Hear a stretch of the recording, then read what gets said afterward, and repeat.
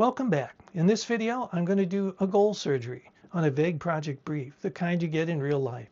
We're going to start with something fuzzy, rip it apart gently, and rebuild it into a clear, actionable goal statement that you can manage to. And by the end, you'll be able to do this with your own projects, even if you're not the one who wrote the brief. Now let's pretend your boss sends you this. We need to improve the customer onboarding experience and make it more efficient. Put together a project plan and get it done by Q4. So if you're a new project manager, you may be tempted to jump right into timelines and tasks. But if you do that, you'll be managing a ghost because you don't know what improve means. You don't know what efficient means. You don't know what done means. So instead of immediate planning, we do this surgery. The first question is, what problem are we solving? Here's how you could respond. Well, before I build a plan, I'd like to make sure we're solving the right problem. What tells us today that onboarding isn't working? And then maybe your stakeholder says, well, it takes too long for customers to get value, or support is flooded with onboarding questions. You listen and you summarize. So the main problem is that new customers are slow to reach their first value and support is overloaded during that time. Is that right? So you're turning feelings into a problem statement. The next question is, what does success look like in concrete terms? You might ask, if this project is wildly successful, what'll be different in 6 months? The stakeholders might say, well, customers should be successful in a few days instead of a week or more. And you follow up. Can we put a number on that? For example, reduce time to first value from 7 days to 3 days? See, now you're starting to shape the outcome. And the third piece of this is, how will we know we hit it? And what must not get worse?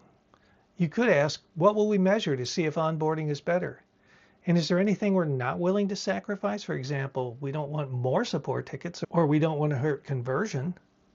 And let's say they agree. Your stakeholder says, we'll measure average time from sign up to first key action and total onboarding related support tickets per month. Now we have a way to know if we're winning or we're just moving work around. So now the new clear goal statement. Let's put it all together. The original brief was improve the onboarding experience and make it more efficient by Q4. Surgically improved goal is, by the end of Q3, reduce the average time from customer sign up to first key action from 7 days to 3 days without increasing monthly onboarding related support tickets. So notice what changed. We have a time frame, we have a starting point, a target, and a guardrail. That's something you can design a project around, prioritize work against, and report progress on. Now this example works on a simple project, maybe a couple of weeks work, a quarter. The same thing could be done for large projects. As long as you get the requirements nailed down and the goal is not fuzzy, this kind of stuff works. You always have to ask more questions. If it's fuzzy, pick it apart. You can be the one that pulls it out and points it out. There are other techniques like the 5 whys. You ask a question, well, why do we want to do this? And somebody gives you an answer. And then you say back, why do you want to do this? And then somebody gives you an answer. And you say, why are we doing this that way? It just goes on until you hit 4 or 5 deep questions. That's why it's called the 5 whys.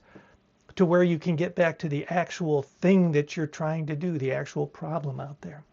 So your homework is simple. Take one vague project you're working on now and write on your paper some before and after goal statement. In the next video, I'll show you how to have these conversations with real stakeholders, even when you feel junior or intimidated.